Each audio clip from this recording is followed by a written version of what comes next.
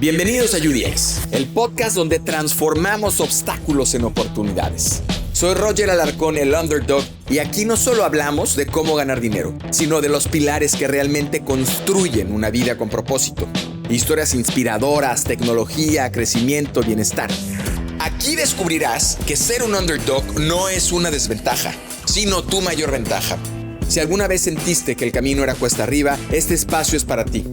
Bienvenidos a UDX, donde desafiamos los límites y convertimos cada reto en una oportunidad para crecer y transformar con propósito. Bienvenidos a este nuevo episodio, y más que episodio, este cambio, este movimiento que estamos haciendo importante con Surfers para darle vida a UDX, que es Underdog X, que es esta nueva forma de entender la vida. Hemos venido trabajando y escuchando a diferentes personas a través de los temas principalmente de negocios en nuestro país y en Latinoamérica, pero hemos descubierto en este transitar que definitivamente para poder ser una persona que tenga una vida, digamos, integral, una vida sana en lo general y sobre todo una vida plena, es necesario combinar otros aspectos de la vida que no solamente son negocios, sino que tienen que ver con dinero, con wellness, con tecnología, con la vida diaria, que es importante para poder entender este propósito del que hemos hablado durante el transcurso de Surfers, que nos lleva a una vida con un fin, con una trascendencia que nos pueda dar felicidad, como se quiere entender esta felicidad. Y el Underdog no es más que esta paralelismo que hacemos con la vida de quien sufre en distintas etapas de su vida, pero este sufrimiento lo convierte en esta gasolina que le permite salir adelante, que le permite lograr sus objetivos, sanarse, entre otras cosas. Es una nueva manera de ver este proyecto, y estamos muy contentos de arrancar este Underdog X. Y el X también tiene que ver con pues estos grandes temas que vamos a estar platicando con diferentes invitados, y vamos a tener dos tipos de sesiones o dos tipos de formatos, uno que se llama Sessions y otro que se llama Experts. En Sessions vamos a estar inspirándonos con invitados como el que tenemos hoy acerca de su vida y tratando de buscar estos lugares oscuros, íntimos, que le han permitido realmente lograr lo que ha sido su vida. Y también tenemos estos experts que nos van a acompañar para platicarnos de temas muy específicos en materia de tecnología, de wellness, de crecimiento personal, entre otros. Y ellos nos van también a dar luz en distintos temas que nos ayudarán a poder entender una vida, insisto, con más plenitud en este transitar de lo que hemos llamado de la transformación o de transformarse al propósito. Y sin más, quiero dar la bienvenida a un amigo con el que comparto muchas cosas, muchas aventuras de vida. Y estoy también muy contento porque nos encontramos en Francia, en París particularmente. Nos ha recibido en su oficina, en sus oficinas de Malt. Ya hablamos con él en los primeros capítulos de Surfers acerca de su historia, de su gran historia. Y bueno, qué deleite estar aquí en estas oficinas que están de lujo. Me siento en Google y muy contento por él, muy contento por la trayectoria y lo que ha logrado. Y vamos a darle la bienvenida lo voy a decir, no sé si bien o mal, Vincent Huguet, que para mí es Vincent, quien es el director general de Malt, esta empresa de la que ya hablamos en algún momento, que se dedica principalmente, yo no diría al tema de freelancers. A mí me gusta más pensar esta visión que yo entiendo que tiene Malt, que es esta transformación de la vida cotidiana del ser humano, que de hecho escuchaba hace unas semanas y me sorprendió mucho escuchar a Bill Gates decir un statement muy importante, decir que el ser humano no nació para trabajar.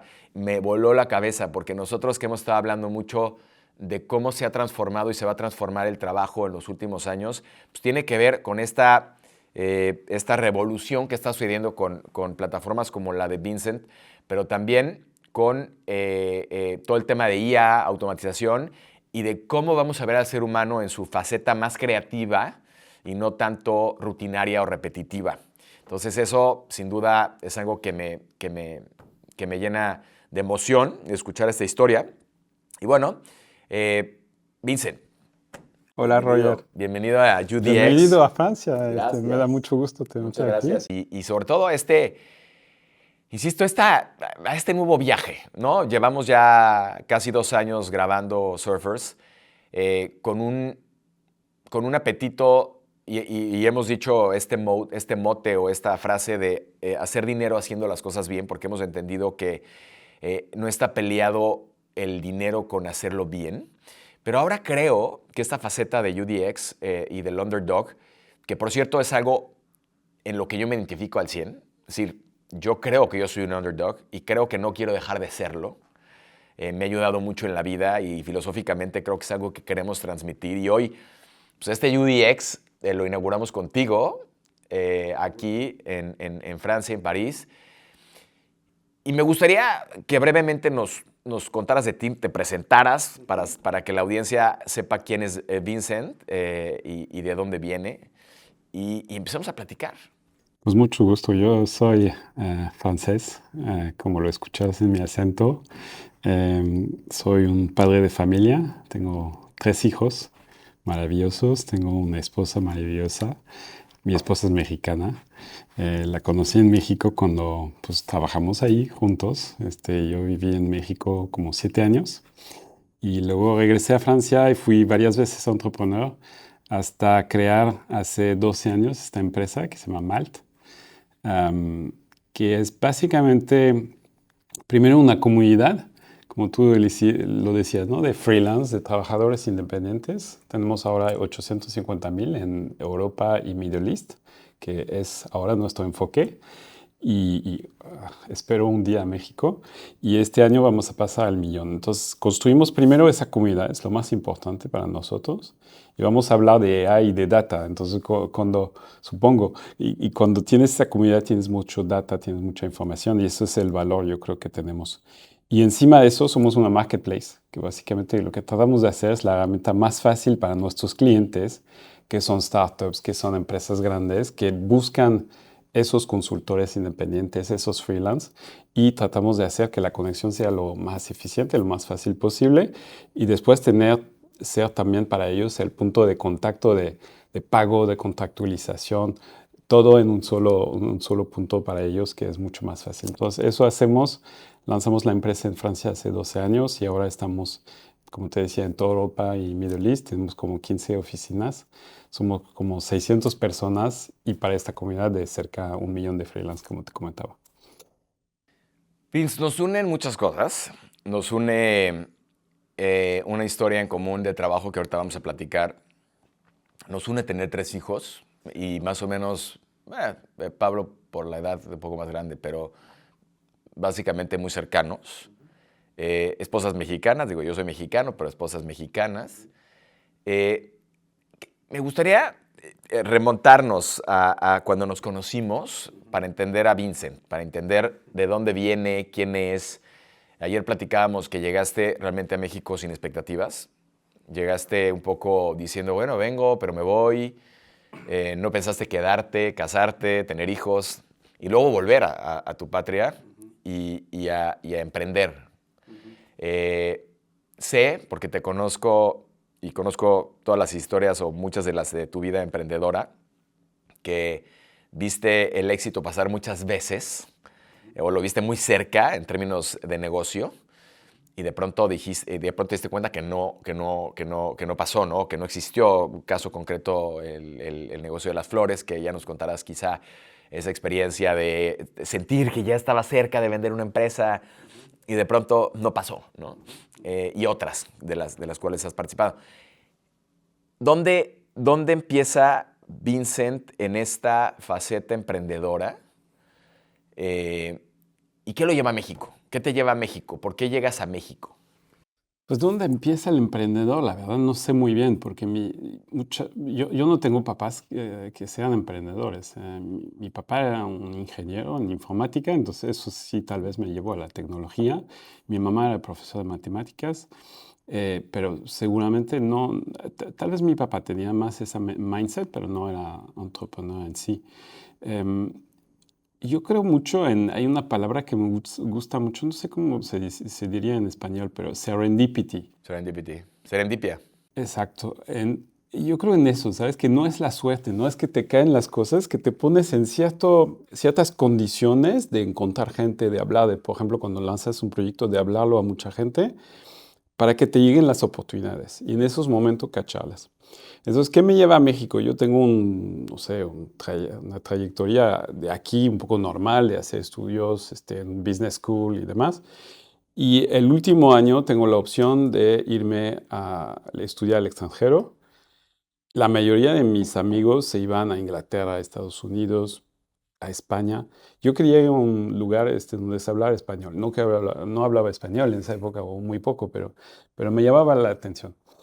Y me iba a ir a España, a Barcelona, y ya no había lugar, y me dijeron, oye, ¿por qué no te vas a México? Acabamos de hacer este intercambio con esas dos universidades, la Ibero y la Salle, ¿por qué no eliges una de esas? Dije, ok, why not? Tomé una de las dos, la Salle, así por azar, y me la pasé increíble, me la pasé increíble, me enamoré del país, me enamoré de mi esposa, ahora esposa, este, y sentí probablemente también una tierra de entrepreneurship, ¿no? De oportunidades, diría. Y sentía que al inicio no quería yo tampoco en ese momento ser entrepreneur, pero sentía que en mi carrera tenía más oportunidades de entrar en algo donde joven me dieran las posibilidades de tomar decisiones, actuar, hacer cosas tener esa confianza. Yo sabía que si entraba aquí en una empresa iba a entrar en una cosa más formateada, si tú quieres. Y entonces lo que pasó es que pues conocí, te digo, mi mujer y ya busqué en ese momento un trabajo para quedarme ahí.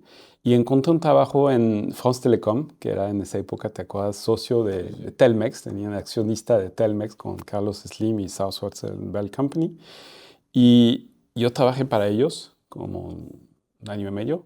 Luego ellos se retiraron de Telmex, vendieron sus acciones y me quedé ahí. Y me quedé ahí y de nuevo, no era una lógica de entrepreneurship, pero yo, no sé si te acuerdas, no era ni el único francés en todo Telmex, era el único extranjero, yo creo. No había otros, era una empresa fundamentalmente mexicana. Entonces me tuve que adaptar y estuvimos juntos ahí en este grupo que el objetivo, y no sé si tuvimos suerte o la buscamos, el objetivo era pues, emprender dentro de la empresa, ¿no? Entonces eso me dio ganas, yo creo, me hizo ver qué cosas podía hacer. Y lo que pasó es también cosas de la vida, es que entre mi primera estancia y segunda estancia en México, regresé aquí en 98, ya tiene tiempo, y con un amigo de los estudios empezamos una empresa de internet. Entonces las cosas se combinaron, empecé esta empresa.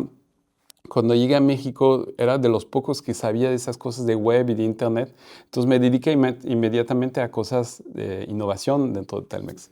Entonces las cosas se hicieron por diferentes razones de la vida, mi papá, mis estudios, mis conexiones y todo, que poco a poco me llevó a ser entrepreneur, pero no lo decidí al inicio. Recuérdame cómo llegaste al área de Andrés. O sea, ¿France Telecom te llevó ahí? No, bueno, sí, ¿no? Sí, France Telecom como que mandaba gente según consultores, que yo era un novato, no sabía nada, pero según nos mandaban como consultor en ciertas áreas y unos de nosotros estaban trabajando con Andrés, nosotros estábamos enviados por France Telecom en el equipo de Andrés Vázquez. A ver, porque llamarlo suerte o no, ese paso que hiciste, igual que hice yo en el área de Andrés, a mí me cambió la vida. Es decir, o sea, yo entré al grupo después de haber sido parte de esta aceptación del famoso fondo de inversión que hicieron de $250 millones para Internet en el 2000. ¿No? Yo estaba como entrepreneur con un proyecto, ¿no te acuerdas?, de Inversuction, de subasta inversa.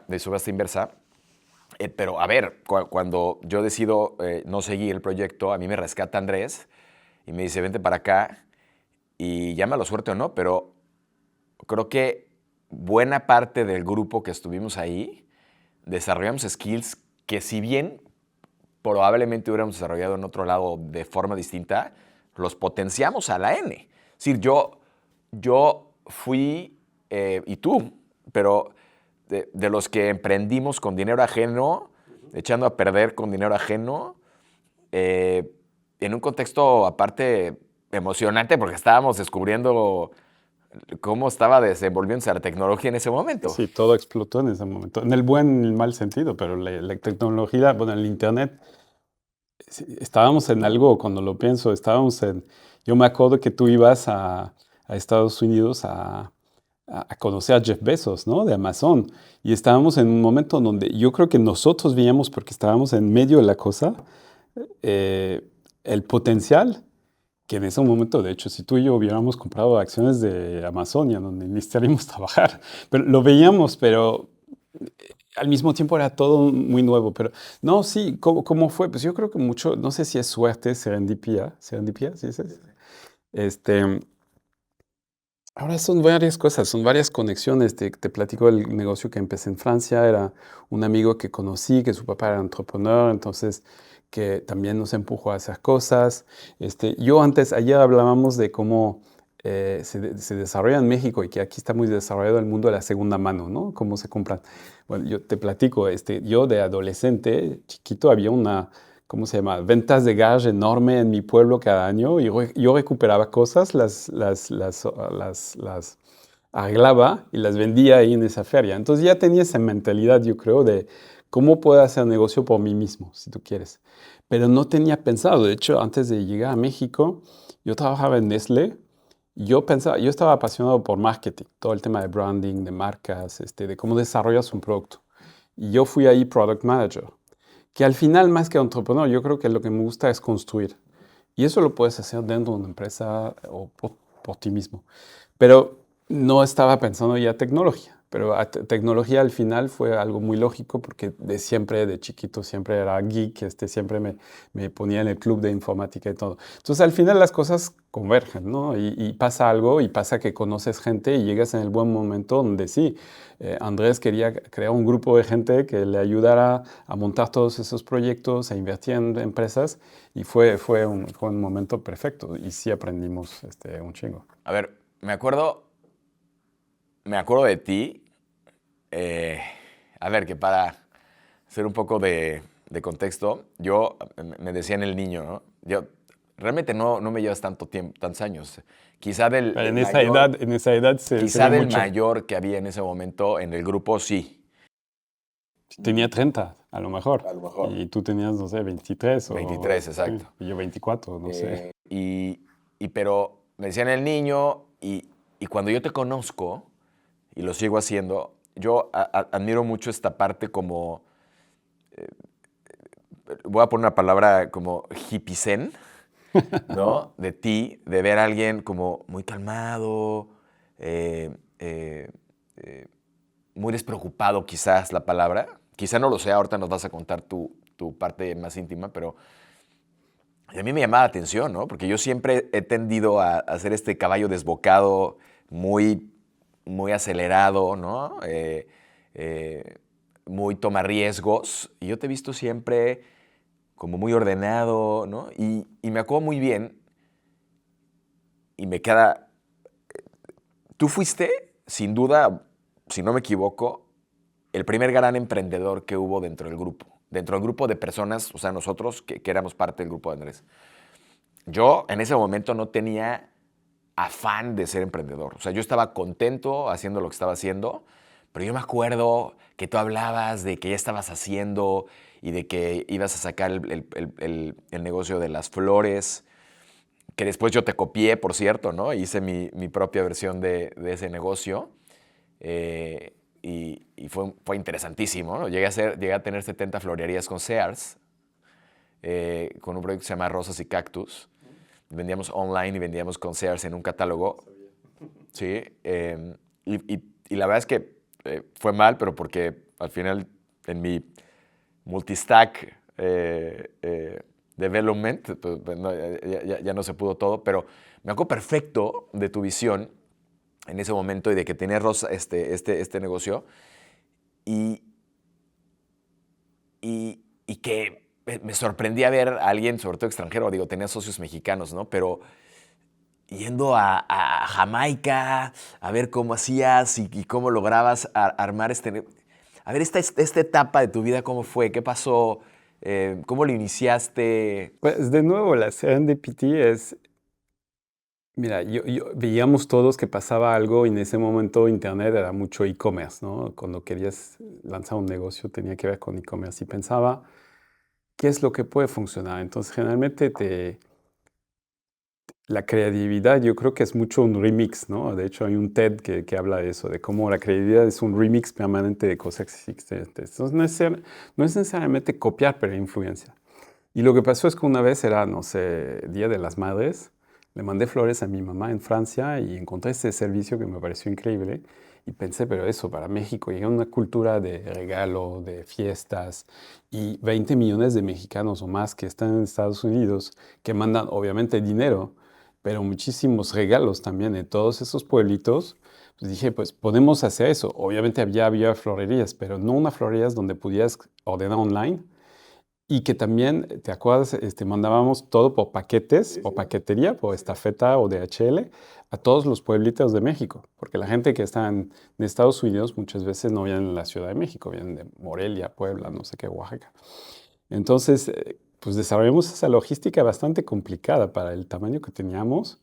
Entonces, de nuevo, fue serendipity porque el haber visto eso con la necesidad que de hecho yo muchas veces, y aquí conozco muchos entrepreneurs, yo no creo, cuando me vienen a presentar un proyecto, yo no creo en gente que nada más hace algo de manera fría, es decir, que, oye, yo analicé un mercado, yo veo aquí una oportunidad porque en Estados Unidos tal hace esa cosa, yo voy a hacer lo mismo, no sé qué. O AI está hype, entonces tengo que hacer algo de hype. Yo creo que tienes que resolver una necesidad, pero una necesidad que tú tuviste que viene de las tripas, ¿no? No de la cabeza. Cuando lo haces de manera demasiado razonable, yo creo que no funciona. De las tripas significa que estuviste, no sé, por decir, 5 años trabajando en una empresa grande y viste cómo la gente trabajaba y dijiste, pero no puede ser que la gente no pueda trabajar de mejor forma, entonces creas este software que se llama, no sé yo, Salesforce o Workday o algo así. Eso es lo que creo, porque cuando te embarcas en un proyecto de entrepreneurship va a ser súper duro. Muchas veces, si quieres hacer algo grande, va a tomar tiempo. Entonces, para tener este maratón, ¿no? Este sprint para correr tanto tiempo, tienes que tener eso que te viene de las tripas, ¿no? Que te viene mission driven, ¿no? Que creas en la misión, que creas en el impacto que puede tener, que tú viviste la necesidad. Si tú lo haces nada más con objetivo de, oye, short term, voy a hacer dinero para hacer eso, a lo mejor te vaya bien, y a mucha gente le va bien, pero yo creo que no puedes tener tanto impacto como cuando lo haces por otras razones. Que decía Guillermo Pérez Vargas, alguien que participó en Surfers, que fue mi profesor y gran emprendedor, decía que el emprendimiento viene de la frustración, de esta frustración personal o de alguien más. Y claro, frustración que tiene que venir con un tamaño de mercado suficientemente grande para hacer negocio, pero viene de O que crea el mercado. A veces la oferta va a crear la demanda. Y tú, bueno, Underdog me gusta, porque yo cada vez que entré en un negocio, no conocía nada de este negocio. Yo nunca había trabajado en una florería, ¿sí me explico? Y menos en el mercado de Jamaica en México, o en, ¿cómo se llama? Villa Guerrero, cerca de Ixtapan de la Sal, donde producen. No tenía ni idea. Cuando me dediqué después a imprenta en línea, no tenía nada de idea de impresión. Y ahora cuando estoy en recursos humanos y consultoría, de alguna forma estamos haciendo la distribución de este mercado, pero no vengo de ahí. Y yo creo que es una fuerza, al contrario, porque tienes que a lo mejor trabajar con gente que no conoce ese sector, pero el hecho de que tú vengas con esa visión nueva, yo creo que es algo muy bueno. Sí, sin duda. O sea, yo, yo digo que, yo digo que hay una diferencia importante entre la pasión eh, y entre, digamos, que te guste hacer algo o que disfrutes hacer algo, ¿no? Y la diferencia es que para mí el disfrute puede ser un hobby, ¿no? Pues dedícate a tu hobby, hazlo, disfrútalo. Pero la pasión para mí trae dos componentes, ¿no? Es algo que de verdad te gusta tanto que aunque sufras y te la pases mal, lo vas a seguir haciendo, pero al mismo tiempo que eres bueno haciendo. Porque esta combinación es la que te permite aguantar esos maratones y esos sprints. De otra manera no lo harías. Porque entonces mejor, como decía otro participante de Surfers en algún momento, decía, está bien, pues es un hobby, lo puedes hacer mientras trabajas y todo bien, ¿no? Pero no te vas a poder dedicar. Cuando empiezas la florería, esa historia... Me llevas a tiempos muy Ya sé. lejanos. Cuando llevas la florería, me acuerdo eh, que un poco yo perdí la pista, ¿no? De ahí de qué pasó, pero luego me cuentas la historia de cómo terminó y muy interesante, porque al final, si bien hubo mucho sudor en el proceso de crear el negocio, recuérdame el nombre de algo especial, que ahora, bueno, la empresa mexicana que ha roto paradigmas, ¿no? Del tema de flores y que creo que después llegó en un momento distinto del que tú llegaste, pero cuando llegas tú, rompes el mercado porque no existía esta oferta y se te acerca una empresa gigante de venta de flores en línea. Cuéntanos esa historia. Sí, nos llegó, de hecho, yo diría el abuelo del e-commerce. Yo creo que empezó antes de Jeff Bezos, porque, de nuevo, flores era una de las primeras cosas que se venían en línea y antes por teléfono. Entonces nos llega esa empresa que se llama unos 800 flores, unos 800 flowers, 1-800 flowers, basada en Nueva York. Y dicen, bueno, pues entienden eso, México es un mercado súper interesante, no nada más porque es un mercado grande, pero porque es un mercado en donde ya los clientes que tienen dentro de Estados Unidos tienen que también poder mandar flores a Estados Unidos. Entonces fuimos con mi socio allá y tuvimos muy buena conexión con esta persona, y al final lo que pasó es que yo creo que hubo varias cosas, pero yo estaba justo antes, yo me dediqué, cuando yo salí de Telmex, decidimos con mi esposa tomar un año sabático y viajamos por todo el mundo, ¿te acuerdas? Sí, Y sí. hacía también este blog para, Sí. Tu blog, para claro. MSN y demás. Era un proyecto personal que teníamos y estoy muy contento de haberlo hecho. Era o eso o un MBA en Estados Unidos. Y como me dijo uno de nuestros jefes en México, me dijo, yo creo que aprendiste mucho más con eso y tiene razón.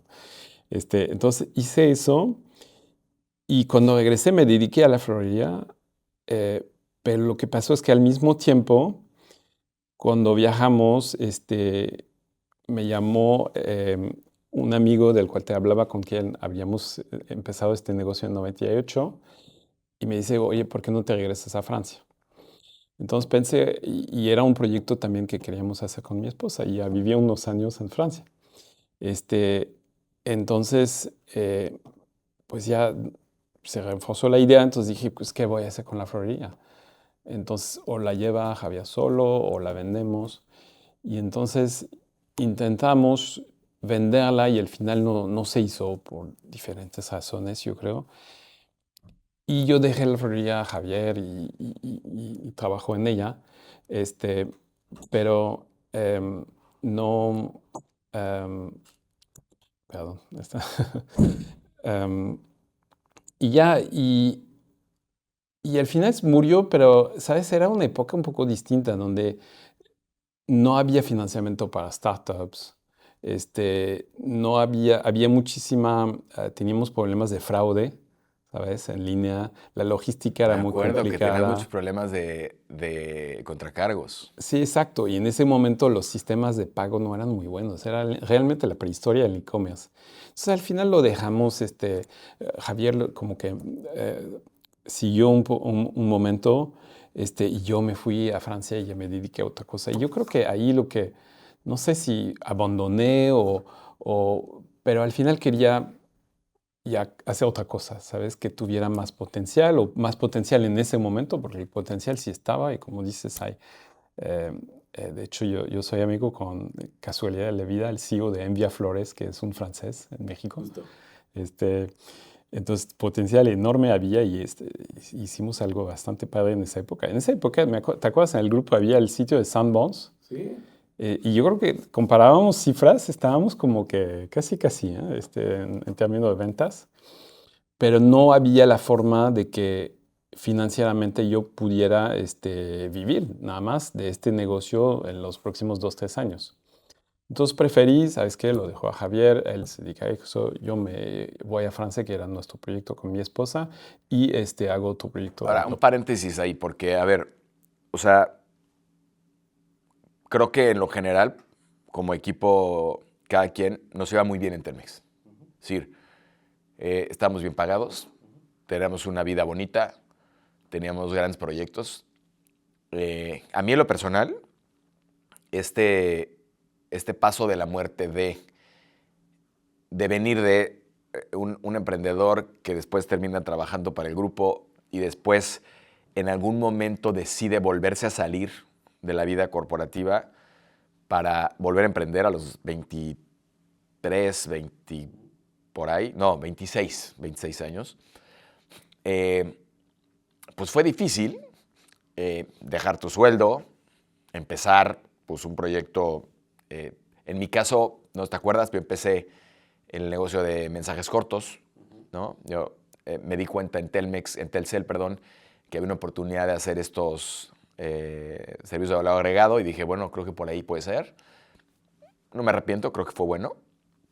Pero para ti, ese momento, ¿qué significó? Porque, a ver, o sea, me voy, dejo.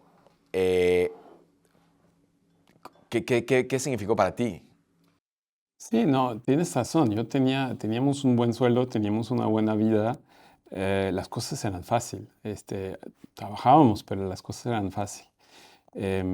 Para mí era un doble proyecto. Era irse a vivir a Francia porque mi esposa no había vivido en otro país, entonces le interesaba ese proyecto y yo tenía ese proyecto entrepreneurial. Entonces eran doble proyectos que teníamos que hacer. Entonces movernos, empezar nueva empresa que tenía ya fundaciones, pero digamos, escalarla, este, sí fue difícil.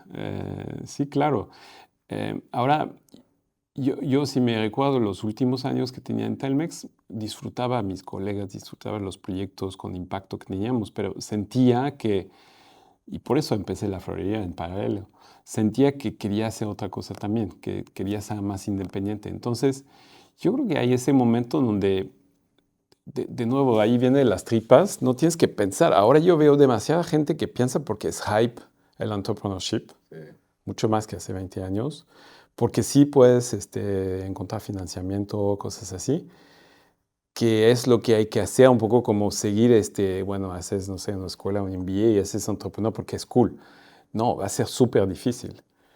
Y la probabilidad de fallar, la probabilidad de que te vaya menos bien, que tener una carrera constante si yo me hubiera quedado en Telmex, tal vez hubiera tenido una muy buena carrera, muy buenos sueldos, muy buena vida, pero de otra forma.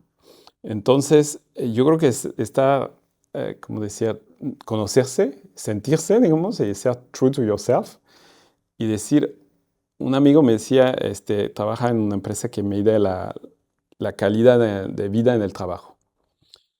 Me decía, más tu trabajo es seguro, más tienes tendencia a ser más deprimido, ajá, comparado con el promedio de la gente. En cambio, del otro lado, más tu trabajo es inestable, más tienes la probabilidad de ser angustiado que el promedio de la gente. Entonces yo creo que hay que saber lo que te va a impactar más negativamente, si es la angustia o la depresión. Yo prefiero, digamos, la angustia y decías, me ves muy cool y todo. Sí, yo creo que en general soy alguien que duerme bien y no me preocupo de más, pero sí tengo momentos, tuve muchos momentos de, oye, ¿cómo le hago? ¿Cómo pago el siguiente mes? ¿Cómo tengo un hijo y no tengo trabajo y cosas Que, así? que- que hay una definición psicológica que a mí me gusta de la angustia, porque la angustia es muy distinta a la ansiedad, que mucha gente confunde, y de la depresión, ¿no? Y la angustia es un proceso creativo de resolución. Es decir, todo emprendedor vivimos angustiados, pero la angustia tiene un desenlace positivo, porque normalmente lo que hace tu cerebro es buscar el cómo resolver el problema y en consecuencia hacerlo. Y todos vivimos angustiados, ¿no? Ahora, déjame preguntarte algo.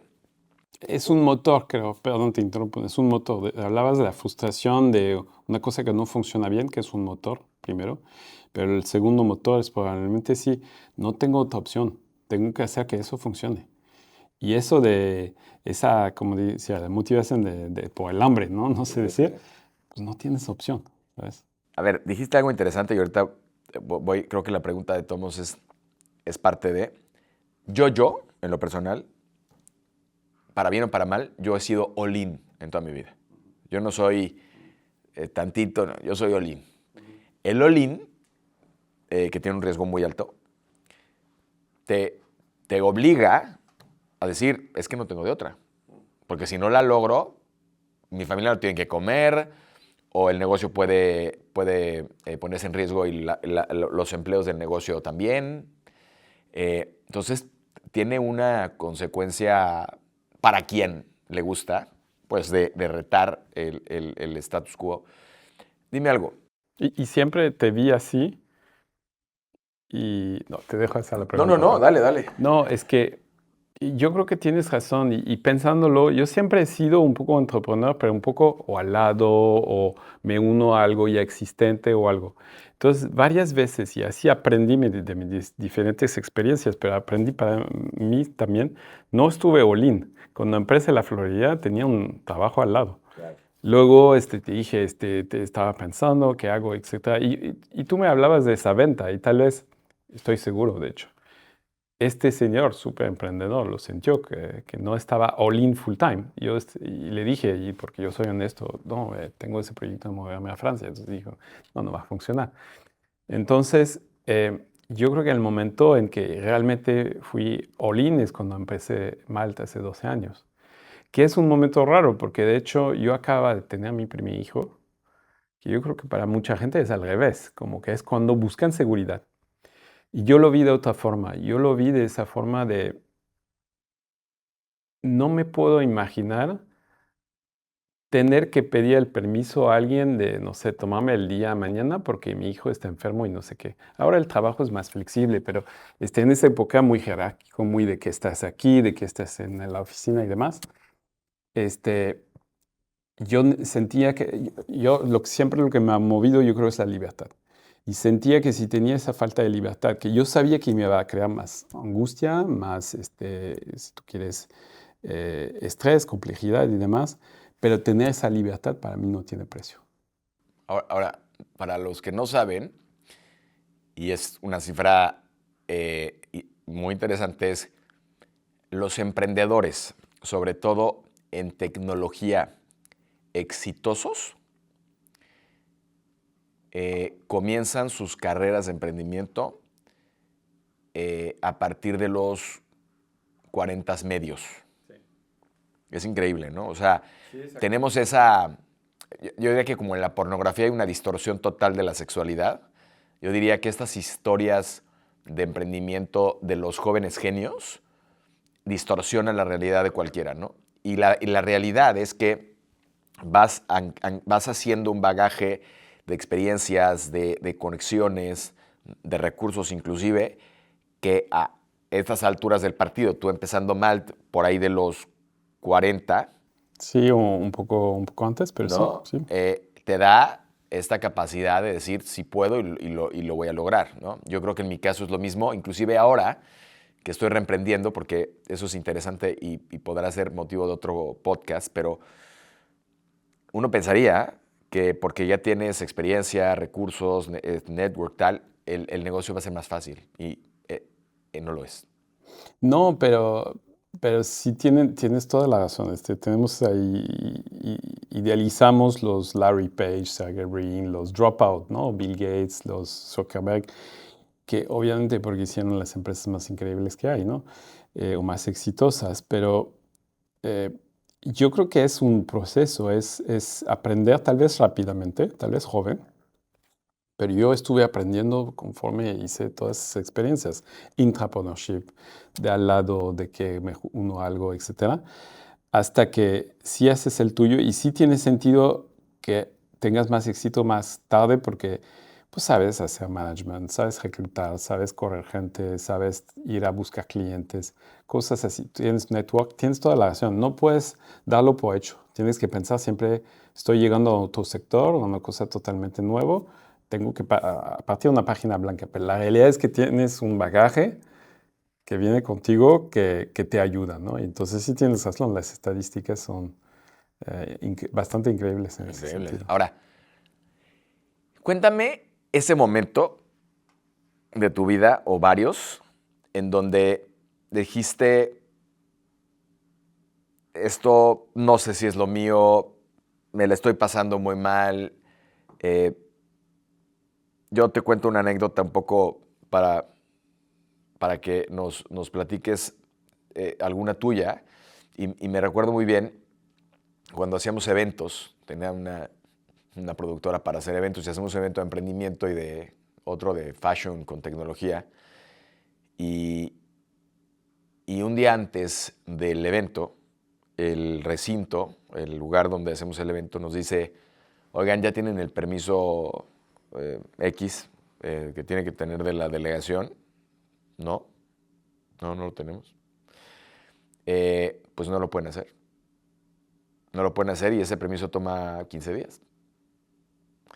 Y yo me acuerdo ese día, eh, uno, me puse a llorar, literal, ¿no? Y le hablé a mi novia de ese momento y dije, no sé qué hacer.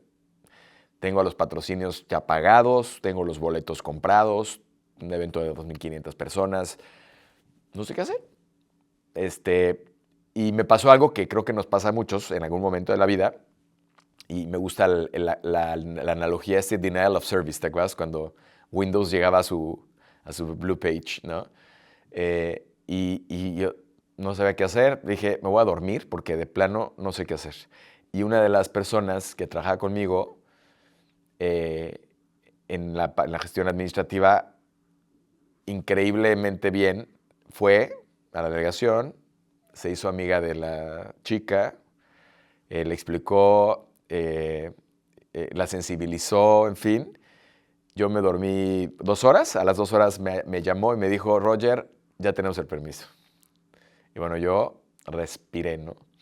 Esa es una de muchas que me han pasado, pero son esas de muchas que como en el Ultra Spartan que hice, en algún momento, 25 kilómetros de recorrido, yo decía, ¿qué diablos estoy haciendo aquí, cabrón? ¿No? ¿En qué momento estoy aquí? ¿Qué historias tienes? Pues no sé, no tengo una en particular en mente, pero tengo cientos y, sabes, estás a punto de levantar fondo, luego no se hace exactamente con el mismo timing, tienes que pagar los sueldos, cómo lo haces. Este, Tengo varios así, pero tengo eso de que, no sé si como decías, no es que sea cool o despreocupado, pero tengo esa cosa de que me quedo con esa angustia, pero yo sé que no lo voy a poder resolver. Y exactamente lo que tú dijiste en ese momento, no me quedo así en pensar, me voy a caminar, me voy a correr, me voy a ver a mis hijos, este, y yo creo que muchas veces sí, nada más hay que dejar pasar las cosas. La paradoja es que cuando tienes un problema tienes tendencia a querer resolverlo de inmediato y meterte así y trabajar más. Y en ese momento no estás suficientemente sano, yo diría, y sólido, como a nivel de, sí, de salud, de mentalización, no sé cómo dices, para poder resolver ese problema. Entonces yo creo que en esos, cuando te pasan esas cosas sí hay que como que dejarlo de lado, como dicen los gringos, let some fire burn, you know? Y saber que existe, lo tienes ahí en tu cabeza y luego regresar. Entonces depende de la urgencia, depende del contexto, obviamente cada cosa es distinto, pero ese es uno. El otro, tú hablabas ahí de tu novia de la época, yo creo que es quién te rodea. Tu socio, tus board members, luego yo tengo una coach, tengo obviamente mi esposa y demás, que te van a poder hacer ver las cosas de otra forma y decir, bueno, pues en la mayoría de los casos no hay muerte, ¿sabes? No pasa nada. ¿Y qué tal si se acaba el negocio hoy? Entonces, yo creo que es algo que también hablábamos de experiencia, de un músculo que se desarrolla eso, ¿no? Pero seguramente tenía un terreno yo donde te digo que duermo bien, siempre. Le enoja a mi esposa, como que a veces dice, pero ¿cómo puede ser que tienes esos problemas y te duermes? Em, entonces me permite recuperar fácilmente, porque sí, como tú dices, es como decíamos, es un ultramaratón, ¿no? A ver, tenemos este bright side que vemos en todo el mundo, de las gentes que entrevistamos, ¿no? Y es muy bonito ver el bright side, ¿no? Y siempre vemos el pico de la montaña, pero nunca vemos hacia abajo. Y ya nos has contado que tienes cientos de historias, no necesariamente una en particular, pero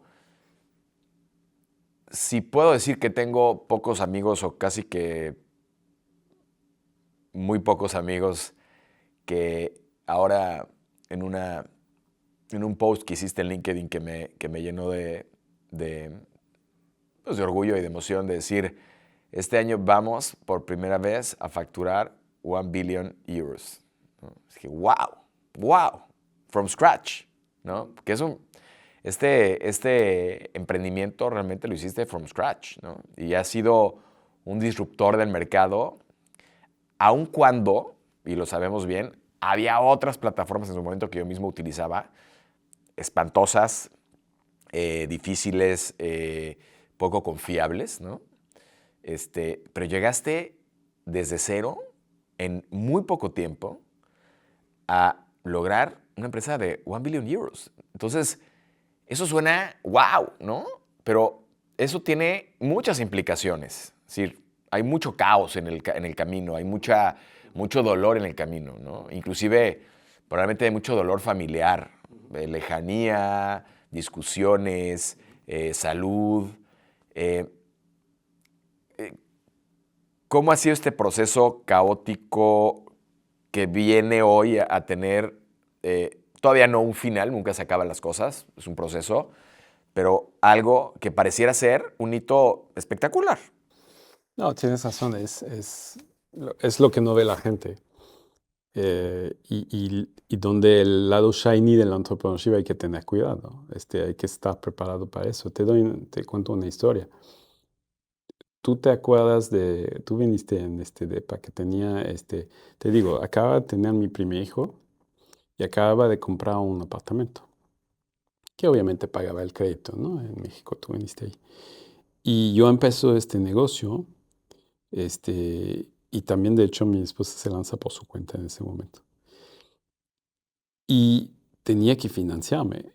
Y estábamos, por ejemplo, para que te des cuenta, eh, los fines de semana, porque mi hijo estaba chiquito, no iba a la escuela todavía, los fines de semana, pero fines de semana largos, ¿sabes? De 3, 4 días, nos íbamos a casa de mis papás y yo rentaba mi depa lo más posible dentro del año, no sé, 100 días al año. Eran los inicios de Airbnb. Yo encontré este modo de financiamiento. Airbnb fue uno de mis first VCs, si tú quieres, Venture Capital, porque yo tenía que encontrar el dinero. Entonces tenía un poco de dinero ahorrado, tenía otras formas, etcétera, pero no había levantado fondos. Entonces, si quería poder seguir, que mi familia tuviera de comer, poder pagar mi crédito, pues eso hacía. Entonces, lanzaba una empresa que en la semana buscaba freelancer, buscaba clientes, construía una plataforma con mis dos socios que eran tech. El fin de semana hacía todo el admin, la contabilidad, todo, ¿no? Obviamente no tenía CFO, accounting, etc. Y aparte de eso, teníamos que manejar con mi esposa esto de oye, pues, ¿sabes qué? Viene gente de Estados Unidos 3 días, tenemos que arreglar el depa, tenemos que no sé qué. Entonces, son cosas que, la verdad, lo hicimos con mucho gusto, lo hicimos, yo no diría sufriendo, pero a veces decías: "Puta, tenemos ganas de estar en casa, no tengo ganas de regresar a casa de mis papás". Y además yo siento que ellos se preocupaban, ¿sabes? Seguramente, porque decían: "Puta, ¿cómo va a funcionar esa cosa? Parte de cero, de un trabajo que tenía, con un sueldo relativamente bueno". Este, entonces, pero es lo que hablamos, son las cosas que esa, ese hambre te da una fuerza increíble también. Déjame poner la bola de cristal y ahorita nos vamos acercando ya hacia el final con algunas preguntas más sobre el futuro de lo que ves, pero esta bola de cristal, asumiendo que este hito se cumple, ¿no? Gran hito, espectacular hito, $1 billion euro revenue. ¿Qué estás viendo? ¿Qué más quieres? Es decir, yo tengo una tesis en donde de alguna manera claramente entre más impacto puedas lograr social, que no muchos lo hacen, otros tienen intereses en tener más propiedades y más fortuna personal, pero en esta medida en la que quieres impactar, por supuesto, en la medida que la empresa crece, tienes esta posibilidad de impactar más, dar más empleos, tener estos beneficios que das a los freelancers para tener su independencia, a las empresas para ahorrar dinero, en fin, una serie de ¿qué más quieres tú como emprendedor, como empresario, que te motiva, ¿no? Decía uno de los, otro entrevistado de Surfers, eh, eh, eh, que tiene un récord Guinness para hacer Ironmans, ¿no? Luis decía, a ver, yo cuando me planteé la primera meta de hacer 100 Ironmans y la logré, dije, what's next? Y después dije, pues, ¿por qué no seguir? Y entonces hice 200 Ironmans. Y entonces después dije, bueno, pero ¿por qué no me subo a los picos más altos del mundo? ¿No? En uno de ellos casi muere de una manera trágica. Y ahora que ya no puede correr por unos temas de la rodilla, dice, ahora voy a nadar. Y quiero ser el nadador más importante de la historia de mi edad en hacer aguas abiertas de grandes distancias. Y yo le preguntaba, ¿y dónde acaba tu? Me decía, es que nunca acaba porque, y es un dicho que dicen mis hijos, mientras yo pueda y quiera, lo voy a seguir haciendo. Que no, son tus hijos. Tal vez sí hay una forma de adicción para verlo de manera negativa, pero de manera positiva yo creo que cuando eres un entrepreneur construyes, ¿no? Te gusta construir. Entonces ya una vez que viste las fundaciones y que viste un edificio ya bonito, pues ya quieres que siga construyendo. Entonces, ¿cuáles son mis motores? Uno, lo comentaste, la misión, ¿sabes? El impacto que puedes tener. Nosotros somos una plataforma online, pero hacemos muchos eventos con freelance. Entonces yo los veo. Y cuando tienes uno, no todos, pero que te dicen, oye, gracias, porque me permitiste hacer la carrera como de la manera que quería hacer, puedo trabajar con tal y tal grandes empresas, estoy pagado inmediato, es una maravilla. Pues sientes, y la mayoría de la gente que tengo en mi empresa son mission driven, vienen para eso, para ese impacto. Ese es uno. Lo otro es, la misión también es hacia las empresas. Transformar los recursos humanos, transformar el trabajo, transformar las formas en que trabajan, darles agilidad.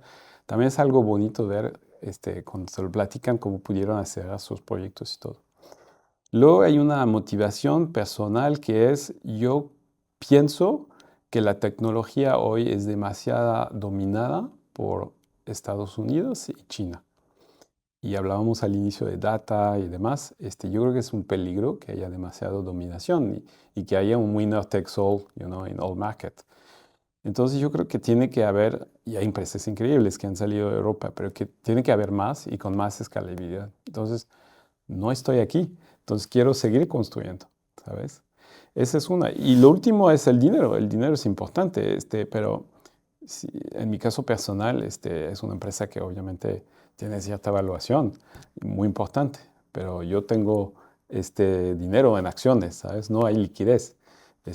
Soy, eh, y es algo que de alguna forma elegí varias veces no vender. Y, y elijo eso porque me gusta esta idea de estar skin in the game, ¿sabes? Como que tener ahí las cosas metidas y tener de nuevo esa, no sé si adicción, pero esa motivación de no tengo de otra, tiene que funcionar. Porque como al inicio, pero además, más que al inicio, ya tengo 12 años de haber hecho eso, no lo voy a echar a perder, lo voy a hacer crecer. Tengo esa responsabilidad para mí, mi familia, para mis empleados, para mis accionistas, y eso es una motivación también enorme. A ver, y déjame contrapuntear eso, porque yo filosóficamente creo, y lo hemos dicho, ¿no? Small is better, en cierto sentido. Y creo que lo sigue siendo. Ahora la tecnología va a ser un paradigma gigante en temas del small is better. O sea, tenemos ya las primeras empresas que con muy pocos empleados están facturando mucho y impactando de diferentes formas, no necesariamente a través de la creación de empleo directo, ¿no? Digamos, el gasto inmediato. Un poco mi filosofía va por ahí. Y tú me recordabas ayer y me llamó mucho la atención cosas que a veces no te acuerdas. Me decías, Roger, es que tú yo me acuerdo que fuiste el primero que me presentaste de 4-Hour Week, ¿no? Y creo que 4-Hour Week me ha marcado tanto desde que lo leí, que es algo que he seguido de alguna manera. Sin embargo, por ejemplo, ahora esta nueva empresa, Utopia, que conoces, para mí es una apuesta a los próximos 20 años. Y es una apuesta que está más mission driven que money driven. Aunque sé que va a ser algo que va a impactar en mis finanzas, tendremos que vivir de algo, pero que va a ser más mission driven. Y creo que eso es una motivación muy superior a lo que implicaría el tema de cómo hacerlo. Ahora, eh, ¿cómo, ¿cómo vislumbras? Porque cuando hablamos, tú y yo, no entendíamos, quizá no terminamos de entender aún, la, el poder que va a tener el tema de la inteligencia artificial. Eh, y en su momento creo que tocamos algo, no me acuerdo, pero creo que ahora el paradigma es otro. La velocidad en lo que se está construyendo este nuevo universo de posibilidades es abismal. Entonces, ¿dónde y cómo una empresa como la tuya está viendo ese shift y ese paralelismo de creación, ¿no? Porque al mismo tiempo estás teniendo esta oportunidad de crear estos apoyos a empresas terceras para temas de su human resource, pero al mismo tiempo está el paradigma de la automatización. Mira, varias cosas. Yo creo que hablabas de Bill Gates hace rato. Yo creo que es Bill Gates que dijo algo, que en la innovación tendemos a sobreestimar el impacto que va a tener una nueva tecnología a corto plazo y subestimar, se dice así, subestimar el impacto que va a tener a largo plazo. Yo creo que está pasando eso, de que es una revolución. Pero hay una hype probablemente un poco más fuerte y muchas empresas todavía no saben cómo usarlo. Te voy a explicar lo que hacemos nosotros, pero la mayoría no son empresas de tecnología, no están, saben que tienen que hacer algo, pero no saben qué. En cambio, hablábamos hace rato del Amazon de los años 2000, cuando la gente decía, no, pues se venden libros en línea, nunca va a ser una empresa increíble. Yo creo que estamos en ese momento, que esas empresas siguieron invirtiendo en tecnología, siguieron aceptando también tener pérdidas para un futuro más de largo plazo, y los que lo hacen ahora van a tener los beneficios en los 3, 4, 5 años que vienen. Ahora, yo de la inteligencia artificial es una cosa como yo cuando descubrí el Internet en el 94, había aquí ¿cómo le llamas? Un shopping mall, había un demo de Internet. Yo tuve este wow moment, ¿sabes? Yo tuve lo mismo cuando empecé a descubrir GenAI. Ya usábamos nosotros internamente Machine Learning, pero GenAI, ChatGPT es como que increíble, algo está pasando, entonces súper existente. Ahora, yo no soy de los que piensan que a lo largo va a reemplazar a la gente. Yo creo que va a aumentar a la gente. Yo creo que cada vez que llega una nueva disrupción tecnológica muy fuerte, hay movimientos enormes del work market, pero si tú tomas, no sé, Europa, lo que sea, México, hace 150 años, 90-95% de la gente era agricultor. Ahora en Francia 2% de la población es agricultor. No significa que el 98% del resto se quedaron sin trabajo. Se inventaron nuevos trabajos, se inventaron nuestros servicios. Hemos mejorado globalmente, aunque a veces no lo olvidamos y nos criticamos todo el tiempo, nuestra calidad de vida de manera increíble. Entonces, eso es lo que yo creo que va a pasar. Lo veo como una oportunidad. No creo que va a reemplazar a la gente en ciertas tareas, en ciertas cosas, sí, pero les va a permitir hacer mejor su trabajo. Entonces, como nosotros lo usamos, yo creo que hay dos niveles de uso para las empresas de GenAI. El primer nivel es todos cómo mejoro mi productividad interna, cómo mejoro mi customer care, cómo mejoro mi acceso a información interna. Esas son cosas súper importantes de hacerlo bien, pero sencillas, básicas, digamos. Y el segundo nivel es cómo cambias el core de tu business. Que nosotros como marketplace, pues ha cambiado y está cambiando muchísimas cosas. Porque como marketplace tienes que expresar una necesidad. Nosotros la búsqueda es una búsqueda súper complicada, no es nada más un keyword. A veces lo es, pero a veces es graphic designer, diseñador. Pero muchas veces quiero un data scientist que tenga experiencia en la industria de farmacéutica, que esté disponible para 6 meses, que conozca tal software, etc. Esa es la solicitud de la empresa. Que antes, tanto el matching como el brief, recibir el brief, tenía un componente en gran parte humano. Y eso se puede automatizar, lo que permite que mi gente, en lugar de hacer esas cosas, puedan hacer cosas de más valor añadido, tipo vender, tipo crecer los clientes, tipo construir la relación con los fieles y clientes. Entonces, para nosotros es una transformación brutal que hemos empezado hace 2 años con nuestra sitio que viene de Airbnb y fue de las primeras que ha trabajado sobre el matching nuevo basado con Machine Learning. Y eso lo estamos haciendo pues, a nivel del matching, pero en todos los sentidos, en toda la plataforma. Entonces, yo diría, primero es un trabajo de aculturación. Es hacer que internamente lo hables mucho, que la gente intente, pruebe cosas, que hagas hackathon, momentos en que la gente les diga, no tengan miedo, jueguen con eso. Es como que hacerlo divertido, digamos. Eso es lo que estamos tratando de hacer. Y probarlo. Yo he empujado mucho a las empresas a probar bite by bite. Es decir, no te quieras comer la torta completa. Probemos esto, vemos cómo te va, cómo te sientes, si funciona, y si el compliance es suficiente. Y creo que así va a ser. Y cuando se den cuenta de la magnitud del cambio es cuando va a empezar esta gran revolución que, como dices tú, ahorita es un hype. Después va a ser una realidad. Vince, ha sido un placer tenerte o tenerme tú aquí en tus oficinas.